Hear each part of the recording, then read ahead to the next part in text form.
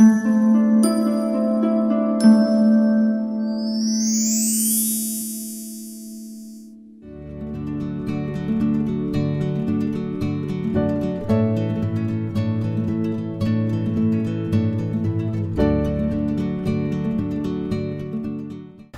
애독자와 광역TV 시청자 여러분 안녕하십니까. 오늘은 우리 농업의 경쟁력 제고와 농산식품의 해외 시장 진출을 진두지휘하고 있는 김재수 한국농수산식품유통공사 사장을 초청 미래 농식품 산업을 말하다를 주제로 토크 앤 대담을 진행합니다. 사장님 반갑습니다. 예, 안녕하십니까. 농산식품유통공사 어떤 기관인지 이 기회에 좀 구체적으로 얘기를 해주면 좋을 것 같습니다. 지난 1967년도에 설립되었어요. 원래 49년째고 내년에 이제 50년이 되는데도 현장에서는 우리 공사의 기능을 제대로 이해를 못 하시는 분이 많이 있습니다. 우리 공사의 기능은 크게 이제 두 가지로 이렇게 나눠 볼 수 있습니다. 하나는 국내 업무하고 또 하나는 이제 해외 업무인데, 국내 업무는 국내 농산물이 과잉 생산되었으면 가격이 하락할 거 아닙니까? 그렇죠. 가격이 하락할 때 떨어지지 않도록 공사가 일정한 물량을 수매를 해서 저희 비축 창고에 보관을 했어서 가격을 안정시키고, 또 가격이 지나치게 올라갈 때는 비축한 우리 농산물을 방출을 해서 값을 지나치게 올라가는 것을 막아주는 그런 국내 수매 비축 방출 업무를 주로 했었고, 과거에는 최근에 이제 수출 지원 업무, 전방위적인 개방화 시대에 대비해서 우리도 전 세계에 나가서 우리 농산물을 팔자, 우리 가공품을 팔자 해서 수출에 따른 여러 가지 물류비 지원, 수출 업체에 대한 자금 지원, 광고라든지 마케팅이라든지 뭐 이런 것들을 전방위로 하는 그런 업무입니다. 그 외에 WTO 체제가 1995년에 이제 출범하고부터 국영무역에서 그 일정한 어떤 외국 우리 농산물을 우리가 사오게 되는 구조가 되어 있습니다. 쌀도 사오고 고추, 마늘, 양파 등을 사오는 그런 건데, 그 업무를 국가를 대신해서 저희들이 준정부기관이니까 대신하는 겁니다. 특히 이제 쌀, 수입 쌀에 대해서도 공사가 독점적으로 정부를 대신해서 수입 쌀을 사서 저희 비축 창고에 보관을 해두고 일정한 시기에 방출하는 그런 기능을 하고 있는데, 국내에도 도별로 뭐 거의 하나씩 지사가 있고, 또 해외도 12군데 해외 지사가 있어서 수출 지원을 하고 있는 그런 준정부기관입니다. 농업 분야에 한 40년 가까이 아주 전문성을 가지고 이제 하게 됐어요. 혹시 농업 분야를 이렇게 하게 된 나름대로 어떤 그 계기라든지? 저는 그 경상북도 영양군이라는 아마 우리나라에서 제일 오지, 그것도 재정 자립도도 떨어지고 지금 인구가 군 인구가 아마 17,000 가까이 정도밖에 안 되는 아주 산골에서 태어나서 어릴 때 정서는 시골에 아주 그대로 있습니다. 그리고 이 초등학교부터 이렇게 도시로 와서 생활했지만은 저희 정서적으로 늘 그 농업과 농촌 마인드를 늘 가지고 있고, 또 공직으로 들어와서도 농림 분야에서 쭉 이렇게 생산 부문, 유통 부문, 뭐 수출 부문, 통상 협상 부문 뭐 이런 거를 쭉 했습니다. 그러다 보니까 또 우리 농업이 이제 그야말로 지난 한 40년, 50년의 이렇게 역사를 보면 세계적으로 지금 전방위 개방화 되어가는 그 시기에 우리 농업 분야가 큰 어떤 면에서는 이 고통을 겪었다 할까요? 참 어려운 시기를 겪었습니다. 그래서 과거에 안 하던 여러 가지 변화를 직면하게 되니까 전에는 시장을 막아놓고 있다가 시장을 열어야 된다고 하니까, 열으니까 우리 국산 농산물은 해외보다 값이 좀 높으니까 농업인데 이제 많은 그 어려움이 있었고요. 또 그 과정에서 유통 분야에도 문제가 생기고, 통상 협상을 하다도 문제가 생기고, 여러 가지 우여곡절도 많았고, 이런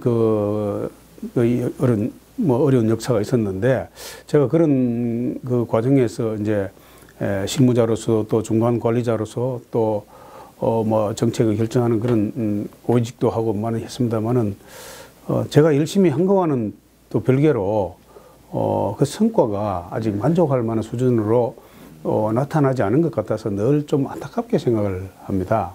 특히 최근에는 농촌 경제도 좀 침체화되고, 또 고령화되고, 여러 가지 생산 비용도 높아지고 하는데 판로도 잘 없다, 값이 떨어져서 어려움이 있다, 또 여러 가지 문제가 있잖아요. 그래서 그런 것들이 비전과 희망을 가지고 이렇게 잘 전개되는 것보다는 늘 힘들고 그런 것 같아서 어쨌든 공공부문에 근무하는 한 최선을 다해서 또 실용적으로 하나씩 고쳐 나가는 일을 해야 되겠다. 너무 추상적인 그런 구호에만 치중하지 말고 그런 생각을 늘 하고 좀 더 각오도 다지고.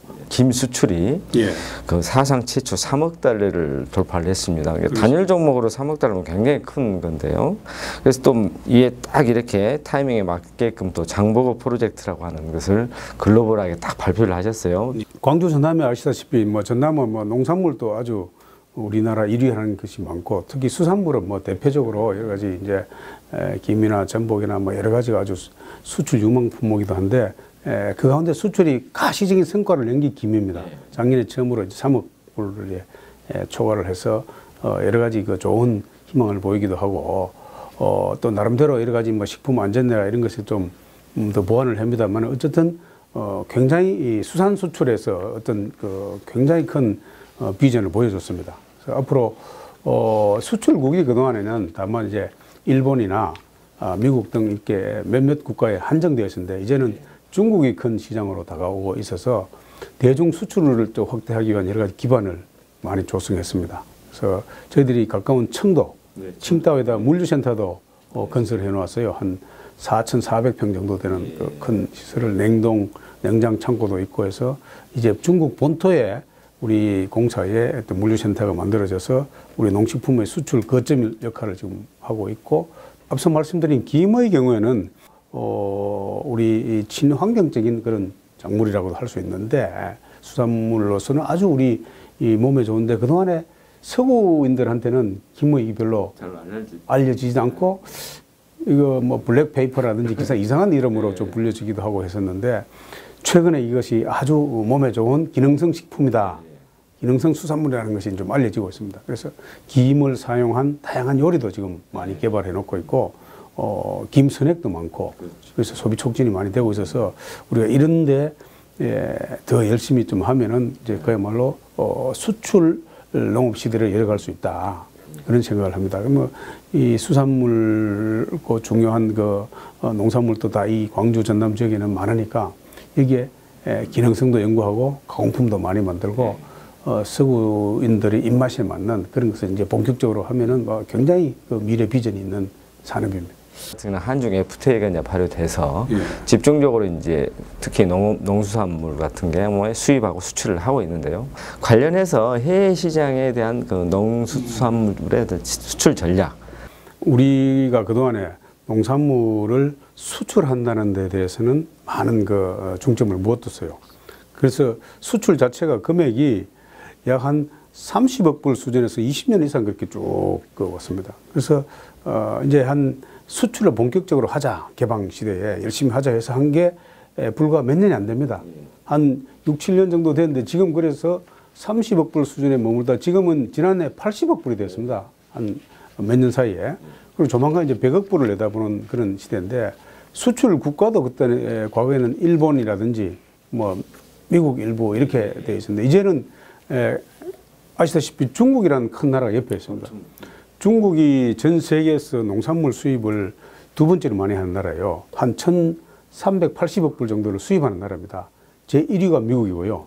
그래서 1,300억 불을 수입하는 나라가 바로 옆에 있는데 우리가 그동안에 이 중국을 그렇게 많이 이제 공략하지 못했어요. 여러 가지 이유가 있습니다만은 중국이 우리보다 더 싸니까 뭐 그런 점이 가장 중요한 것도 있지만은 본격적으로 교역할 수 있는 기반도 안 갖춰졌습니다.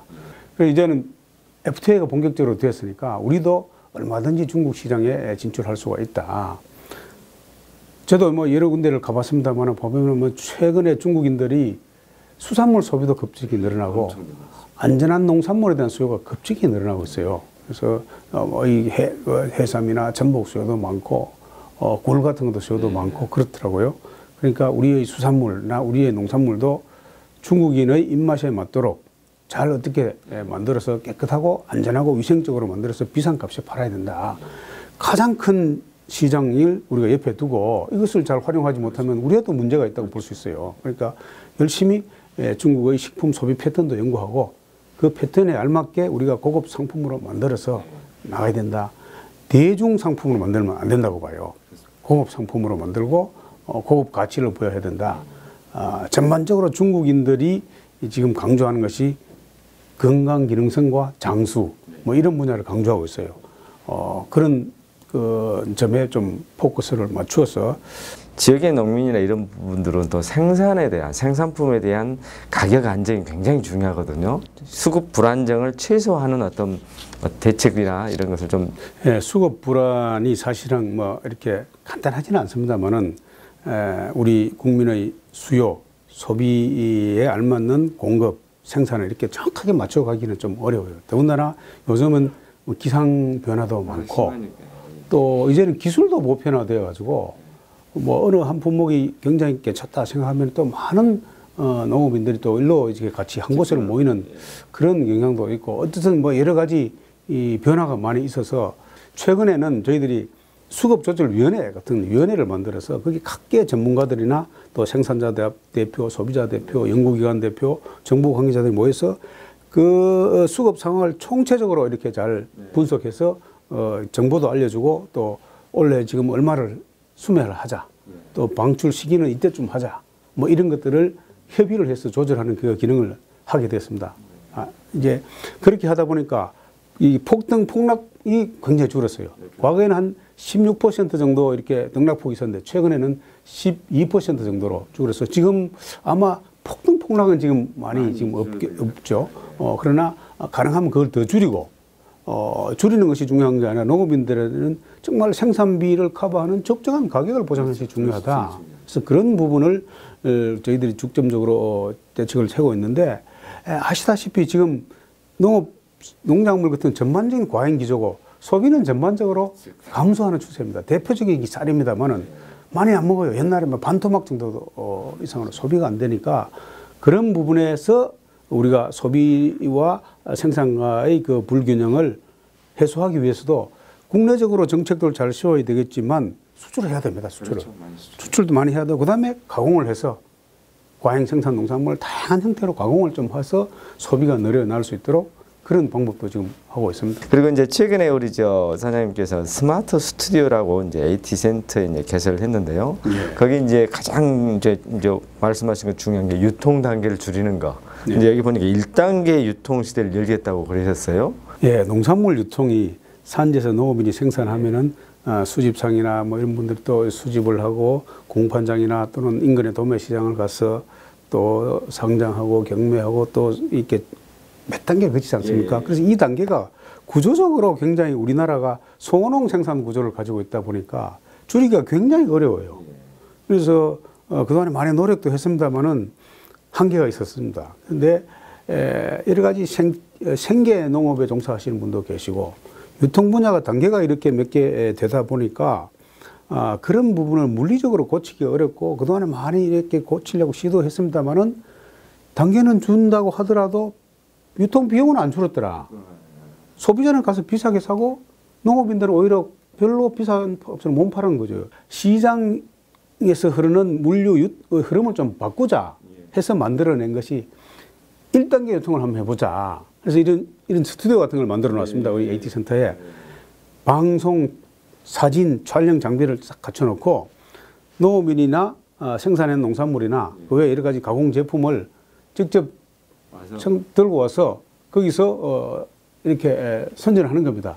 이 제품은 제가 친환경적으로 깨끗하고 안전하게 만들었습니다. 이 가격은 얼마입니다. 그러나 이거 유사한 제품 시중 가격은 뭐 얼마입니다. 이래서 자기 제품을 홍보하게 되면 저희들이 방송 장비를 찍어서 사진은 바로 이렇게 보내주기도 하고 동영상도 촬영해서 우리 이거 뭐 여러 가지 채널로 분산을 시켜주는 거죠. 그러면 그야말로 시장을 거치고 공판장을 거치고 뭐 도매, 소매를 거칠 이유가 없으면 한 단계입니다. 1단계예요. 그래서 이것을 저희들이 시범으로 지금 해보고 있는데 굉장히 지금 현재 반응이 좋습니다. 그리고 저희 생각은 우리 유통공사에서 전국에 있는 농산물을 다 그렇게 다 할 수는 없는 거니까 시군 단위에서 군청마다 군의 홍보실이나 기술센터 같은 데서 좀 스마트 스튜디오를 하나씩 설치해 주면은 지역에 있는 농업인들이 다 거기 가서 홍보를 하면은 비용을 줄일 거 아니냐. 그런 걸 함으로써 전통 유통에서 관행적으로 생기는 여러 가지 부조리나 또는 비효율이나 낭비를 없앨 수 있다 이거죠. 경쟁 체제를 만들어가는 겁니다. 뭐 그런 것을 저희들이 지금 시도해보는데 현재는 그 굉장히 이 반응이 좋고 많은 기관에서 와서 벤치마킹 해가고 있습니다. 그래서 그걸 좀 내년 좀 널리 확대 보급시키자 하고 있고 병해에서 우리들이 현재 사이버 거래소라는 걸 운영하고 있습니다. 이티에 그 지금은 한 80%가 학교 급식 위주의 거래인데 2009년에 52억의 매출액을 냈는데 지난해 2조 4천억이에요. 엄청나게 큰 성과를 내고 있는데 우리가 직접 만나서 오프라인 상에서 만나서 거래하고 이러지 말고 사이버 공간에서 만나서 그냥 공급자와 수요자가 사이버 공간에서 만나서 직접 거래하는 겁니다. 그래서 굉장히 학교 급식에 도움도 많이 되고 학교 급식에 그동안에 뭐 여러 가지 문제가 많이 나왔잖아요. 그렇죠. 그런 것들이 그 많이 개선되는 효과를 저걸로 봤습니다. 젊은 인재들이 우리 AT를 제대로 봐달라 하는 차원에서 한번 AT를 한번 소개를 젊은이들에게 해주는 그런 시간을 좀. 우리 AT 한국농산식품유통공사는 농업과 유통과 식품과 수출을 중점적으로 하는 준정부 기관입니다. 그런데 많은 우리 젊은이들이 이 농산업, 농업하면은 생산농업만 생각하는 분이 많아요. 생산농업, 즉 힘들고 어렵다. 열심히 해도 가격을 적게 받기 어렵다.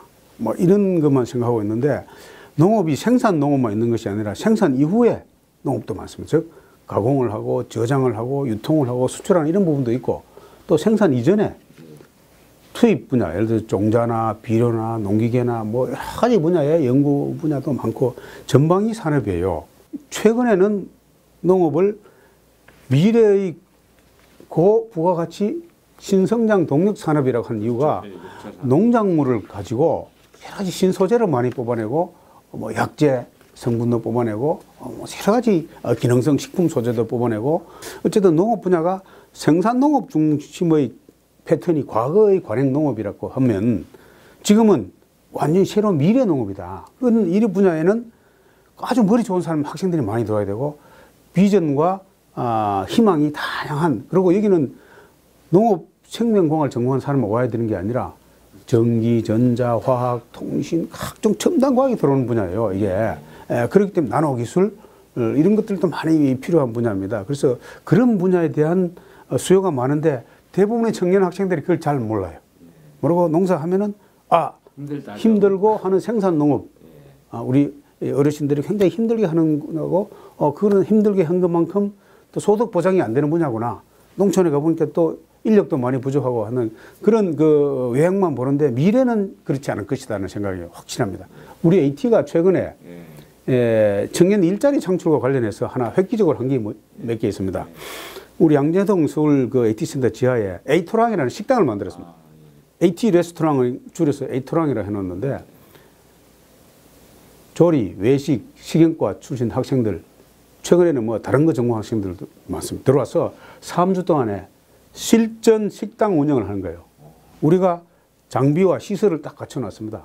그래서 학생들이 직접 식자재를 구매하고 메뉴도 자기들이 만들고 가격도 자기들이 정해서 판매를 3주 동안 하는데 아주 점심때는 자리가 없습니다. 굉장히 그 다양한 이렇게 젊은이들이 그 아이디어를 가지고 이렇게 식당을 하니까 기존에 있는 그 식당과는 차원이 달라요. 활기도 넘치고 그래서 지금 여러 대학이 돌아가면서 지금 12번째 대학이 들어와서 하고 있습니다. 그래서 이것을 지역단에서 좀 그렇게 했으면 좋겠다고 지금 뭐 지자체하고 협의를 하고 있습니다. 그래서 뭐 그런 것들을 보면서 나는 농업이나 식품이나 유통 이런 분야가 청년들이 좀 도전을 해서 성과를 많이 낼 수 있는 분야다. 좀 기회를 많이 제공해주고 열심히 좀 이렇게 노력하던 그걸 공기업이 좀 만들어주자 그런 노력을 하고 있습니다. 이제 마지막으로 이제 우리 사장님께서 생각하시는 농업의 미래 또 지역의 이제 농민들을 비롯해서 전국의 농민들에게 정말 농업은 희망이 있는 농업이다. 예, 우리 농업의 그 지난 역사가 정말 우리 국민의 먹을거리를 제공해주고 식량 안보를 하고 또 농촌의 환경을 보존하는 그런 핵심적인 기능을 했습니다만은 워낙 그 개방화가 되는 세계적인 추세 속에서 시장 개방의 이 흐름을 타다 보니까 우리 농업 분야 상당히 좀 어려웠습니다. 그러나 이제는 또 새로운 농업의 시대를 좀 열어가야 되고 또 기본적인 먹거리 농업의 단계를 넘어서서 이제 새로운 농업, 즉 가공농업, 유통농업, 수출농업의 시대도 열리고 또 농산물이나 식품의 소재를 가지고 새로운 고부가치를 만들어내는 새로운 미래 농업의 시대가 전개되고 있습니다. 그렇기 때문에 우리가 과거의 생산 농업 시대에 가졌던 좀 인식과 발상을 좀 대폭 혁신을 해서 새로운 미래 농업에 대한 꿈과 희망을 가지고 열심히 노력하면은 정말 우리에게는 밝은 미래가 다가올 것입니다. 힘을 내시고 또 열심히 하십시다. 네, 고맙습니다. 이상으로 김재수 한국농산식품유통공사 사장으로부터 AT의 고부가치 수출 상품 개발과 새로운 해외시장 개척에 대한 얘기를 들어봤습니다. 광주신문의 독자와 광주TV 시청자 여러분의 많은 관심과 성원을 부탁드립니다.